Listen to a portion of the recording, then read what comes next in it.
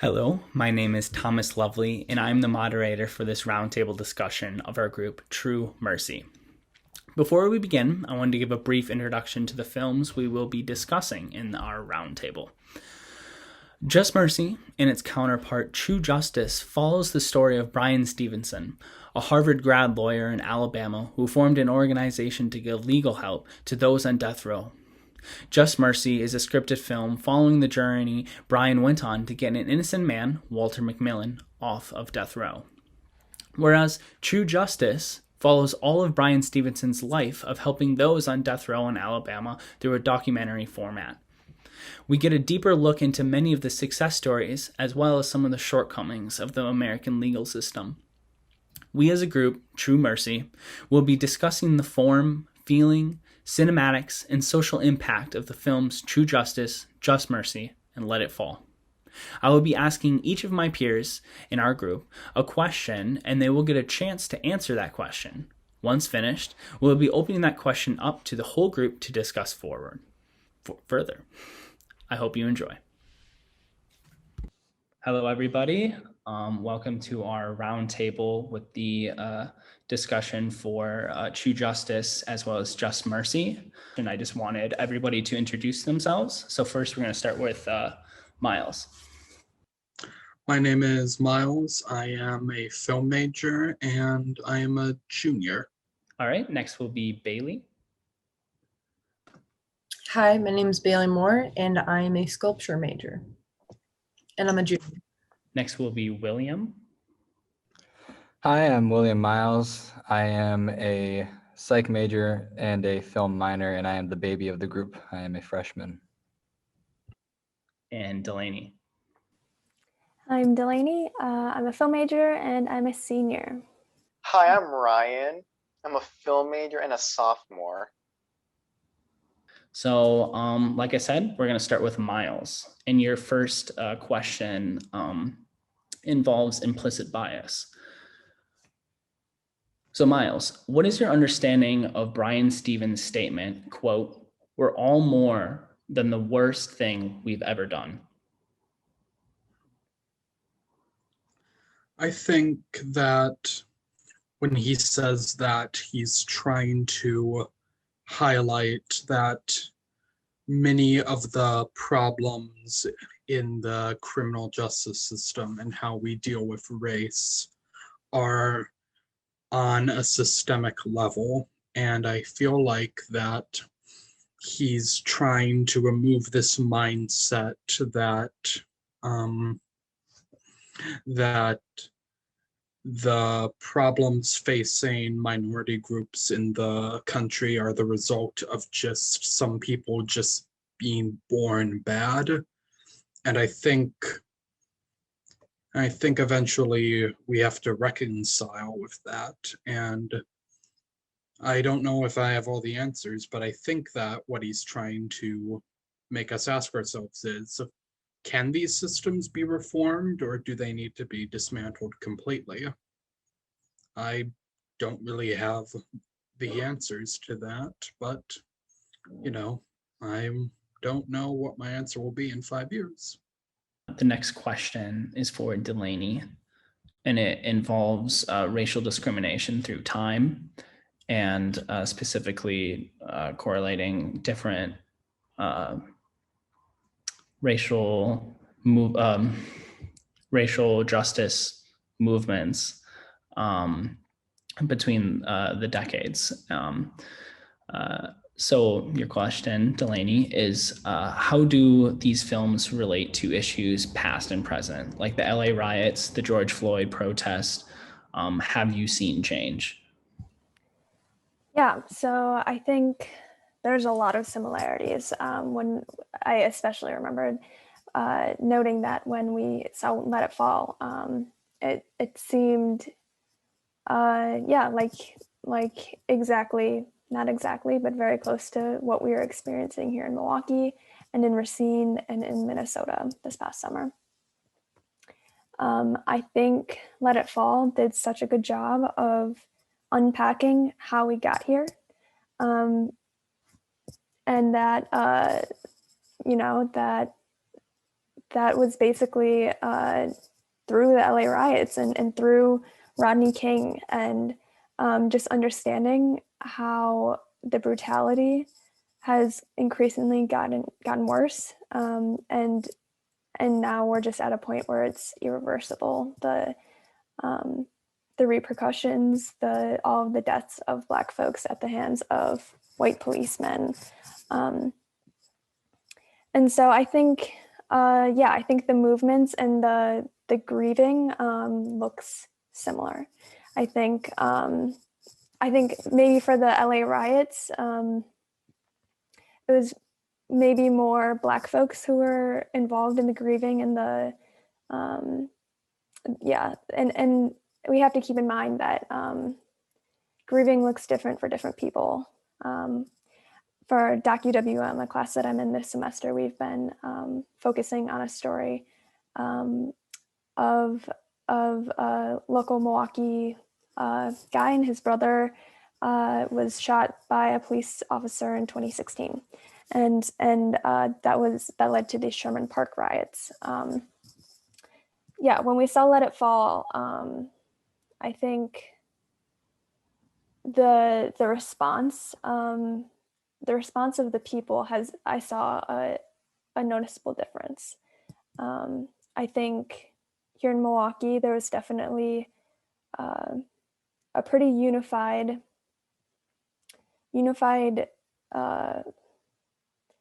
stance and unified support for Black folks here, and I think although there were things that happened once the sun went down, that,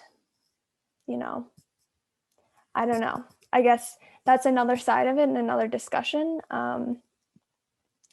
And it also a discussion of what folks were doing that. If they were white folks who just were doing it for the sake of doing it, that's definitely not an appropriate response. So yeah, I think throughout history, we've seen these events, these murders of Black folks at the hands of the cops. And we've seen similar responses, both from community members and just people who are living in those cities, but also from the police and the government and just how they respond. I think that was something that was very evident in everything, and bringing the National Guard in all the time unnecessarily. And yeah, there are just some very reoccurring. There's some things that are very reoccurring for these events. Moving forward, I unfortunately don't foresee there being much change in the next, 5 years. And what will it take? I don't know what it will take for that to change. But yeah, I think throughout history, these events have happened. And luckily, with the Chauvin case that we just got the verdict on, that was a relief of a outcome. But yeah, unfortunately, if nothing changes, this is going to keep happening. And I think the responses will only escalate, to be honest. I think people are getting tired, and I can't even imagine the grief and the numbness and fear that Black folks feel every day as a result. So I don't know if anyone has anything else to chime in for this question, but that's all I have. Yeah. So the question was probably about do you think things are changing? And I remembered in my notes for Let It Fall, I specifically wrote down what's with cops and wanting to put people in chokeholds. That's a thing that's been happening for a long time. I remember back in middle school, we learned about this guy who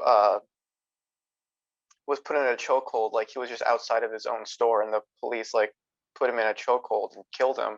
It's very similar to what happened with George Floyd, where he's saying I can't breathe, and I think the cops even at one point lifted him off the ground while they were doing it. So it's like there's no learning, and like similar things are happening from like the 80s and 70s. Like it's a pattern, and people aren't going to recognize, some people aren't going to recognize it as a pattern. They're just going to see it as this is a thing. And only like recently has police putting people in chokeholds become illegal, like recently, and that's messed up to think about. Like people have been dying from this for decades, and only like in the past like 4 years, it's finally been decided that police shouldn't just do that anymore. It's like insane to think that like most of the progress, or not most, but like a lot of the progress has been made within our lifetime, and for a lot of us, we're like barely around 2 decades old.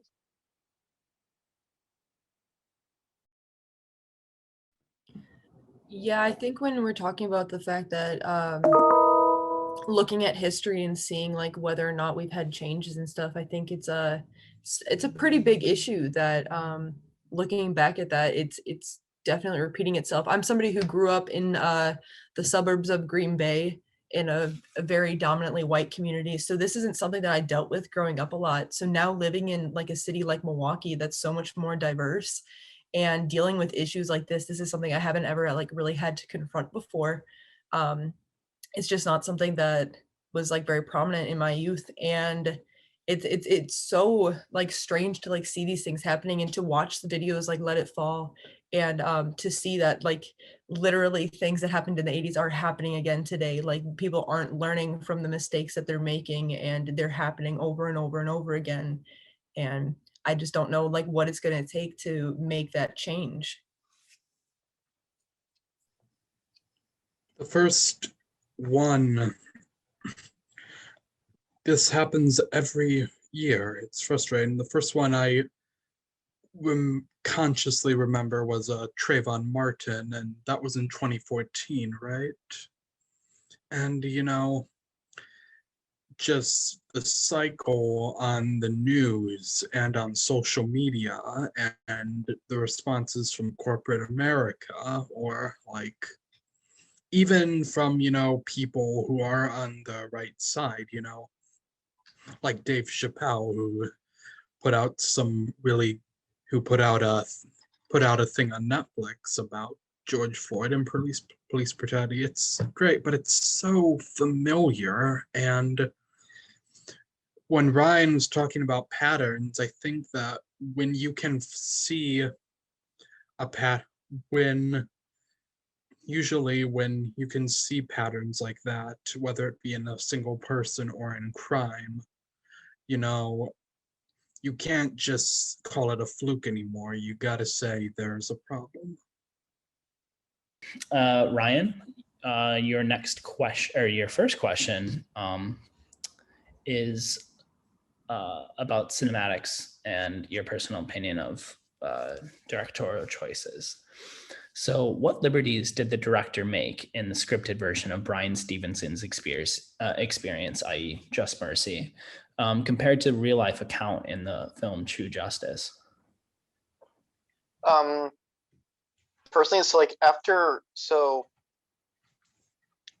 just like purely going off of the from watching Just Mercy first, I noticed that a lot of it wasn't very Hollywoodized. That makes sense. Like when you watch a lot of like movies about like actual events, there'll be like a bit of like tweaking or like some editing to like make it more cinematic and more like enjoyable to watch.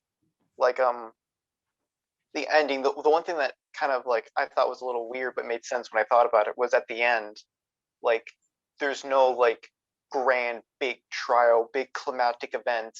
It's the other lawyer going, we no longer find his name is, give me a second, we no longer find Walter McMillan guilty. Like in like a lot of like court dramas, like My Cousin Vinny or like A Few Good Men, like there's like a big, like the final scene of the trial, like big and like reveals everything. But this is like, because we already know the man's innocent, so the whole thing is like not trying to prove that he's not guilty, but basically to get the verdict that he's not guilty. So like there's no like big climactic events because that's just how it played out in the end. Like they're not editing it to make it more like cinematic. They're just showing the events as it is.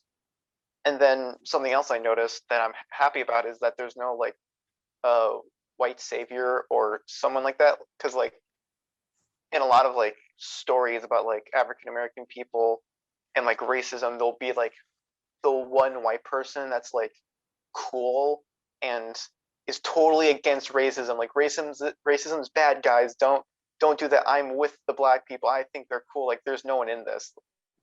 Like Brie Larson's character is just a character. She's not like saying racism is bad. She's just there with Bryan Stevenson. And I think that was a good thing to add, or not to add, just to keep it the same, to like preserve the just to preserve all of this. And then going to the documentary, like there wasn't anything that like like at least what they brought up, there wasn't anything that like contradicted anything. And like even things that like you would think wouldn't matter were brought up into it. Like in the documentary, they talk about how his mom, Bryan Stevenson's mom, was worried about him moving to the South and how like that like he would like get lynched. And they brought that up in the movie. Like that's such a small detail, but adding that in goes so far to like showing how real this event is and like how truth and faithful it is to what actually happened. And like in like the very end when the trial's over and everyone leaves, like it's basically a shot for shot remake of the actual footage of how it looked when like Walter and Brian and all the people are walking out of the trial after he was proclaimed innocent. Yeah, just to jump off of you, Ryan. I know, I'm sorry, I talk a lot, but I definitely like to make a point on the white savior part that you were going over, and that I really agree with you on that. I definitely think that was something that and this is based off of real events, so that wouldn't make any sense in this movie, but also that's a good thing that that's not happening in this. It is a Hollywood movie still, so in this Hollywood movie. I do like the references though, and they have it both in the documentary and in the movie about To Kill a Mockingbird. They keep on bringing that point up, and within that, that's what's I think he's trying to point out, is people kept on saying To Kill a Mockingbird, you know what I mean, is we're not racist, you know what I mean? That's what a lot of people are trying to say within the town when he keeps on trying to ask questions, and I definitely like that they bring up that is prominent in their community.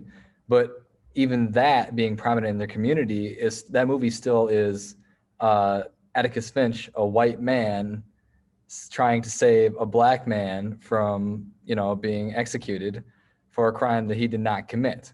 So I like that there are parallels within that, and this community thinking, oh, we're not racist. To Kill a Mockingbird, and it's like no. They, not to put any words in other people's mouths back then, but To Kill a Mockingbird, I'm sure they were still thinking, well, Atticus Finch is this great man, therefore, again, it's a situation of we like black people, and that's just irritating to kind of see. Yeah, and like something I noticed is that like, But sorry, but usually, like, or not usually, but like when you see like the big sign at the front of the town that says "Home of To Kill a Mockingbird," you think that's so on the like, if like this were like a fiction, be like, oh my gosh, that's like, how ridiculous is that like this town that has some clear like racist stuff going on, the sign that says "Home of To Kill a Mockingbird," like so on the nose, but like that actually happened. And like sometimes on the nose is like exactly what's needed. And also, I think a good thing to point out about The Killing Mockingbird is that in the end, the guy got proven guilty. Like, you can say, "Oh, this is a great story about justice," but it's not. It's really not, because the guy he got killed because of something he didn't do. He was blamed. To Kill a Mockingbird is very similar to this story, and the more I think about it, the more it kind of infuriates me that they're like, yeah, this is totally what we want to name this is totally what we want to center our entire town around. But what I like about that is that is, you know what I mean? At the end of Bryan Stevenson winning the case and saving these people, and he's been doing it for so long, it's almost like the successful version of To Kill It. You know what I mean? Like what should have happened, what should be right, what is justice, is what Just Mercy is, and what Bryan Stevenson represents. So It also kind of parallels off of sorry it just kind of parallels off of the fact that you know, events are happening over and over and over again. Like, you know, the book clearly states that the man was falsely accused. Everybody knows that who read the book. If they're you know, showing this off in their town, but then they're still falsely accusing Black men of crimes, like, you know, you'd think maybe people would be learning from their mistakes. Yeah, one thing that I agree with the similarities in the detail. The one thing that did stick out to me that wasn't necessarily false between the two or inaccurate, but I think the ending of Just Mercy, although they win the case and it's a success story, one could say. In the documentary, we see beyond the case. We see what happens after, and that his life could not move forward in the same way it would have if he would have never been in that situation. He was scarred for life, and one could probably go as far as saying that like it was a death situation. You know, he would have either died on death row, but he also like kind of, I don't know, he like, the prison system is a death sentence either way. Once you get out of prison, you have so much PTSD and you have such a hard time finding a job and continuing your life that it's a struggle. Struggle is probably a light word, like an understatement. So I think that was one thing that just like surprised me and just like made me understand and realize how messed up the system is, and how just how hard it is for one to bounce back from something as traumatizing as that. well, they should definitely not be there should, again, when we talk about reconstructing the system all the way back to the beginning of this conversation, we have to immediately think that that's one of the things that happens. So if somebody gets falsely accused, if you're falsely accused of murder, I don't care, anybody, you know what I mean, with or without racial discrimination or any kind of stipulation put onto it, I definitely think that they should be compensated, you know what I mean, in some way. There's got to be some way, shape, or form. Erase it, make sure that they have enough money, they get like a payment, like, you know, like the military does for their services.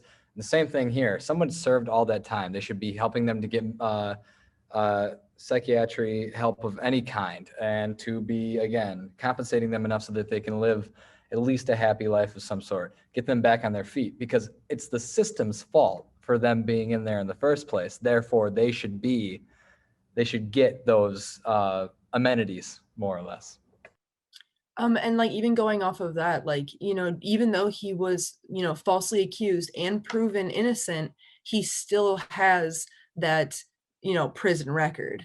Like, no matter where he goes, like, people are going to know he went to prison. Like, that's like, those 5 years don't just disappear because, oh, they messed up, you know, kind of a thing. So it's like, no matter what, like, people are going to judge you on the fact that you know, you went. And, you know, a lot of people will be like, well, oh, you were proven innocent, you know, but like, who's to say, you know, who's to say you're actually innocent and, you know, could have gotten away with it. So people still manipulate the situation to their own advantage, because that's just kind of what people do, unfortunately.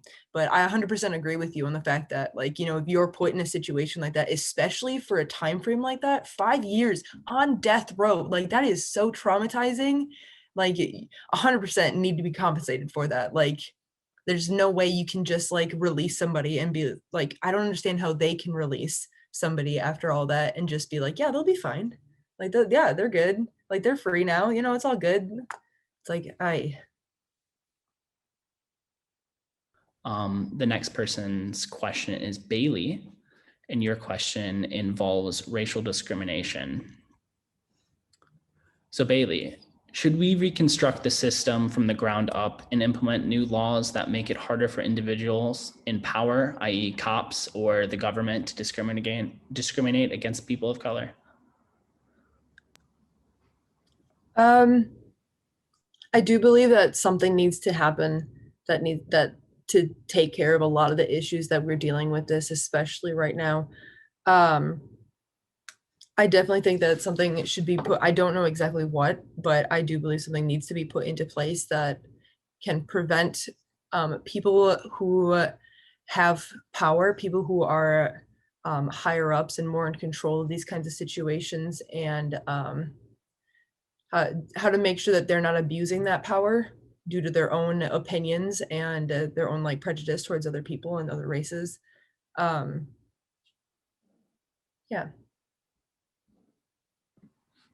Okay, does anybody else have something to add to that? Can you restate the question one more time? Yes, the question is, should we reconstruct the system from the ground up and implement new laws that make it harder for individuals in power, i.e. cops or the government, to discriminate against people of color?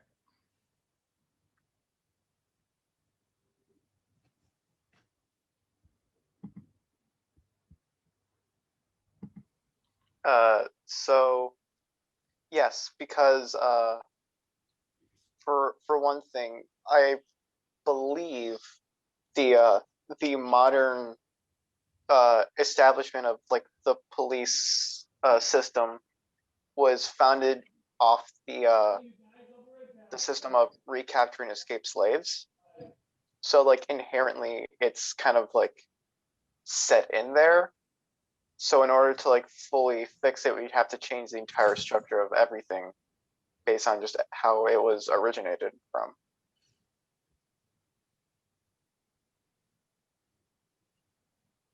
Yeah, just to kind of piggyback off of that. And are we allowed to say whose questions are whose or no? Like if we know in this roundtable discussion? I mean, is it relevant? Well, I was just gonna, I guess it's really not that relevant, but I was gonna explain my reasoning as to like what I mean within this question. Sure, like time. I believe this is my question, yeah. So, yeah, so reconstructing from the ground up because exactly of what Ryan had said. I mean, all of this is based off of extremely old, a lot of like what's put into a law and stuff like that is based off of extremely old law, I guess is the best way to say it. So what I meant is, yeah, it would be best to go over everything basically again and reconstruct from the ground up so that individuals cannot be discriminated in any way. And then we can relook at some of the issues that are going on, why we still have discrimination within the system today, why we had it in the 90s, why we had it, when we talked about having progressive movements, moving forward. That's what I mean. That's what I was kind of going off of within that question, was that there must be something that is still there, I believe anyways, that keeps us from progressing at a certain level. We try, but then we keep on getting knocked down. And why is that? So I think that we need to look at higher ups, these higher individuals in power to, I guess, answer these questions, but also we as the people should be, as we are, of course, questioning that. And as I said before, what the question asks, reconstructing everything and making it way more for everyone and not just for certain people. Yeah, I think this is like a good question and one that, we can hope and wish that things will change. But ideally, yes, we would shut the whole thing down, the police system, and just reconstruct. Although I think realistically, obviously, I don't know if that will ever be a possibility. So I guess my way of thinking of it is we just reconstructing the police system that we currently have take away their weapons, period. They all need to be trained very differently. Force should be the last thing, if at all. I think, yeah, but we have such a corrupt history of police in the United States that a lot of things that have been done are, and a lot of hurt that's in this country can't be reversed, and the police will never be trusted. And yeah, it's we can wish as much as we want that we could just tear it all down, but realistically, I don't know what that's going to look like 5-10 years from now, and how actual change will come about in a way that won't extremely anger people either way. So Can I speak one last time? Just to kind of bounce back on what you just said. I definitely agree with you that it is extremely difficult. In a perfect world, almost like a utopia, that would be awesome. But it's probably much more difficult, and I do agree with that. The one thing that I will say is that if we have any kind of system, and we do need a system of some sort because we need to keep certain individuals in check, otherwise I feel like it would be mayhem. Because not everybody, let's just be honest, not everybody is out for good, and it all depends on environmental factors and social factors and whatnot. But we do have individuals that are going to go out and make bad choices, and sometimes they are going to be hostile in certain situations. So we need to have some kind of way to just get them under control and get them in an area where they won't hurt other individuals who are innocent and in control of themselves. So I'm definitely not advocating for guns, because I think like pistols, we don't need that, but we need some way to control people. So I do believe, reconstructing the police, altogether, and like just that system itself is a good idea.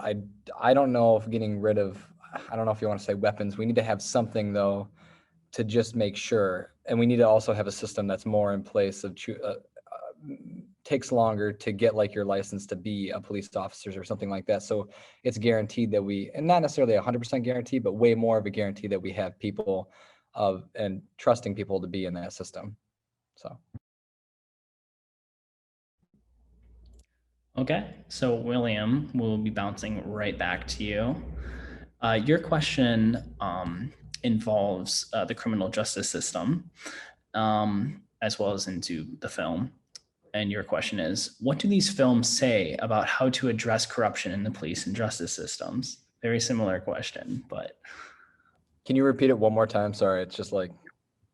So your question is, what do these films say, i.e. like what were the films describe, or how were the films addressing corruption in the police and justice system? So within the three films, and two of them connect, you have Just Mercy, and then it's a documentary based off of Brian, how do you say his last name? Stevenson. Brian Stevenson. They're addressing corruption in two different, but also similar ways, I believe, because I just recently got done watching sorry, titles are slipping from me right now, but the documentary about the LA discrimination that was going on over there.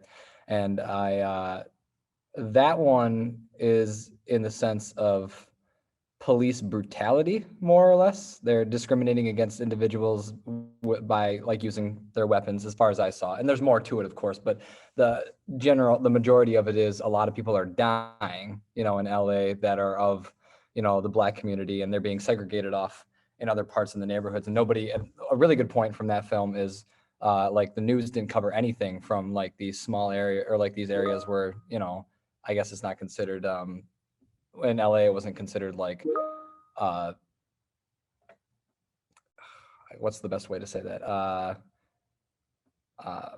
Important enough, whereas like these other areas that were definitely more of like white people, other than like people who are of African-American descent, they didn't have like, people were getting shot left and right. So you see that discrimination in that movie because when they move over to like territory where like it's more prominent of like white people in a more lively area, I guess, and it's supposed to be a more safer area, then all of a sudden all the news, you know, the cameras are on, the cops are putting more patrols out and so on and so forth.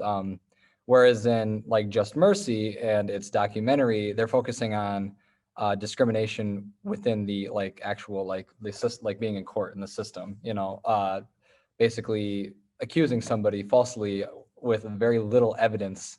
And of course, this is of, again, people who are like of like African American descent. So a lot of Black people are being falsely accused within the South in this area of committing crimes they never did. And Brian's whole point is to come in and point out that corruption within the system, especially with the individual, I can't remember his name, sorry, I'm bad with names, I'm bad with film names and stuff, but the individual within the film that is being accused, the main character, more or less, who's in jail, they show right off the bat that they had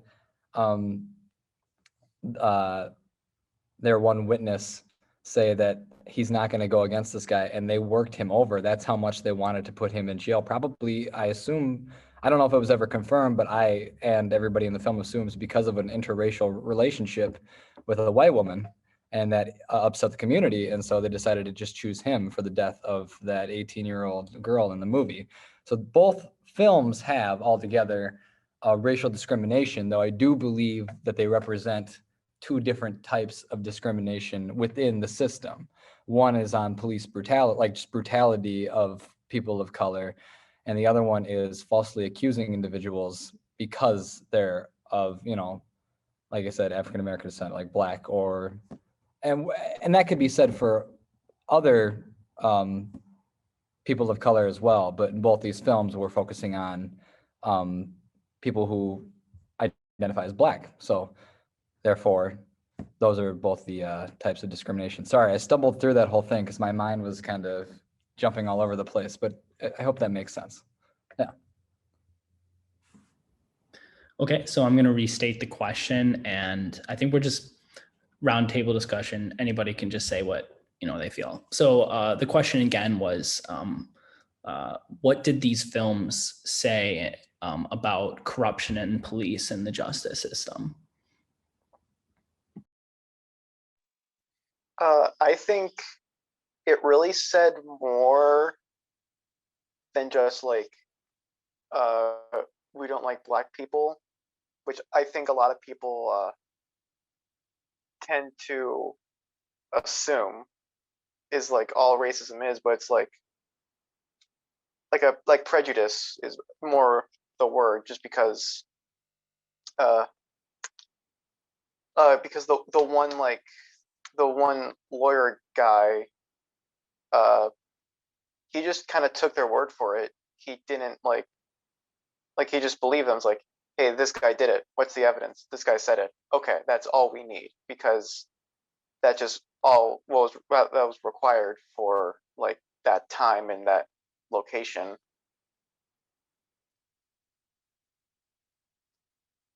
Can I jump back on that? I somewhat agree, but at the same time, when you watch the film and you watch the documentary and they go over the details, he had an interracial relationship, which makes it, and I don't know if that's necessarily the reason, but it kind of feels like it, because right after this relationship between a white woman and a Black man happened within their community, the first person they pointed at it was him. Why didn't they point at anybody else? So that's like their way of saying, nah, don't, and to me anyways, I feel like that's their way of saying, don't touch, you know what I mean? What you're not supposed to, even though that's extremely wrong to think. That's why, like, to bring things together, why was he accused? Why did they choose him, even if he wasn't in town, and chose somebody else, maybe of color, or, you know what I mean, anybody? It wasn't because it was an interracial pairing. It was because he cheated on his wife.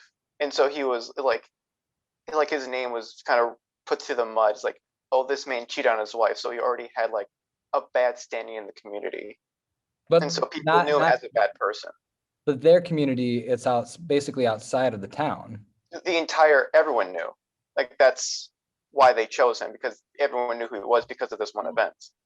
Well, and it wasn't necessarily that the town chose him. You got to remember that when we talked about it in the film, it was because, again, I'm same way I'm horrible with names, but the white gentleman that, made the whole case against him, that he was the only, eyewitness of this thing. He took that advantage of the fact that he had that interracial, relationship and everything. And he chose to pick his name out of that crowd and be like, well, his name's like tarnished enough already. I can this could have happened, just because he wanted to get his sentence lower. I mean, again, it showed that he didn't know that the guy was going to be on death penalty, but he was like, oh, this black guy would be a good fit for this crime, and I could easily get away with it. But I still think it's messed up that in the criminal justice system that they only used one witness. There was literally nothing backing it up besides this one guy, and he was a completely unreliable source. So I, it was messed up. I might be wrong, but within the film, didn't they reveal that in the very beginning, he said he's not going to put an innocent man in jail for something like that? So therefore, he's actually not the one that, he didn't want to do that. It wasn't about that. It was simply about the fact that they forced him into it. So the question is, why did they force him in? Or they must have. There must have been something there, because originally he said no. And they represent it within the film. And I think they briefly, I don't know if they do, but I think they briefly talk about it in the documentary, that, there's that tape. Why did he say no at the very beginning, and then he said yes, and then he said no again? You know what I mean? Like, yeah, no, you're right there. Yeah, you're right. He said, sorry. He said no first time because he didn't want to put an innocent man on death row, but the second time he said yes because they threatened to put him in the closest jail cell to the execution chamber, and the man had a deathly fear of the smell of flesh burning, so they were basically torturing him until they gave him what they wanted. Mm-hmm. So, but I guess my question is why? Why? I mean, I guess, yeah, you're right. Never mind. His name is tarnished in the town. It's easier to put him in jail. That one to say it, Yeah.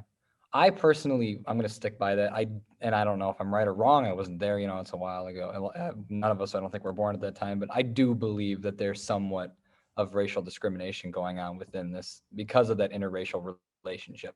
I understand what you're saying, Ryan, but within this situation, I do believe that played a hand in all of this, especially for sure. I mean, oh, sorry, go ahead. They even stated like in there that it was like a lot of the reason a lot of those people were in jail is not necessarily because they had the opportunity to commit the crime. It was because they looked like they could have. And like, that right there. And that's just straight messed up, and that's straight racial bias. Like, you can't do that, Exactly. So in your opinion, do you think the movies that we watched would fall into the category of radical film, and how would they fall into the category of radical film or not? Okay, interesting. So in terms of Just Mercy, I like it. It's well regarded as like a Hollywood film. It was released in theaters. It was shown to a wide audience.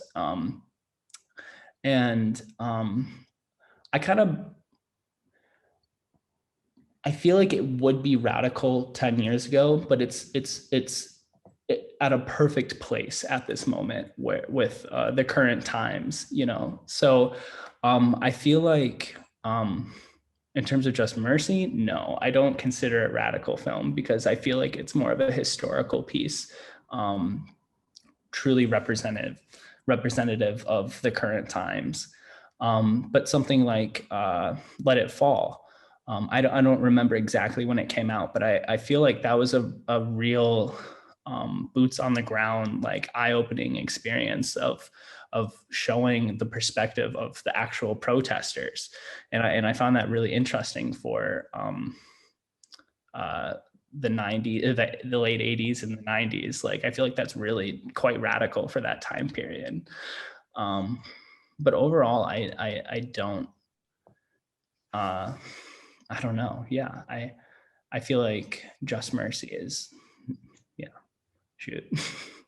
That's right. And then do you have any thoughts on True Justice? And even just like the themes of, they didn't outright say this should be abolished, but they kind of nudged you to, this should be abolished. This is messed up. And I think that in itself is a bit radical. I don't know. What are your thoughts on True that? Justice? That the death penalty should be abolished? Yeah. Oh yeah. I mean, like, I feel like, I guess, like, hearing from everybody else in this discussion, we wouldn't consider that radical, but more than half the population, I'm sure, maybe not more than half, but like a lot of the population would not think that, or they would think that's pretty radical. I mean, like being a kind of like a pacifist myself, like I don't believe in like violence or like an eye for an eye, or why is it the government's right to kill somebody, you know, and with very little evidence as well. Actually, one of my questions was, I was kind of interested in the statistic that so the, I tried to research as much as I can, but there's 22 states that do not have the death penalty, including DC. And almost every single one of them was either not a state during the Civil War, and they're also in the North. So I think it really shows a lot about the political climate with how different viewpoints of geography and location and how people's little bubble, you know, especially in the South, of this undying, wavering allegiance to the Confederacy still in modern day, I think is just insane, you know. And another interesting thing I was researching was that they had actually stopped the death penalty. Like there hadn't been a single execution since 2005. It was a 15-year pause on executions, and in 2020 they started again, the final year of Trump's presidency. Not to make it political, but I find that kind of interesting that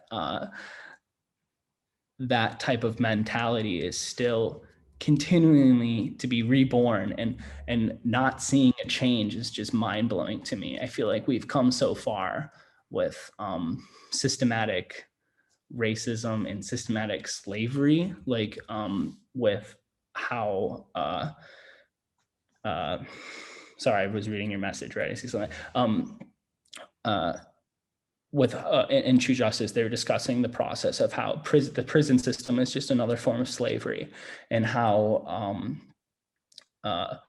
once slavery was abolished, we started creating Jim Crow laws and laws to target specifically African Americans, to put them into those prison systems so that they can work for free. It's just continual slavery, and it still happens. Like there's still chain gangs. Like I've seen it. Like I can't believe that we still have prisoners go out and work for little to nothing, like cents an hour. It's insane.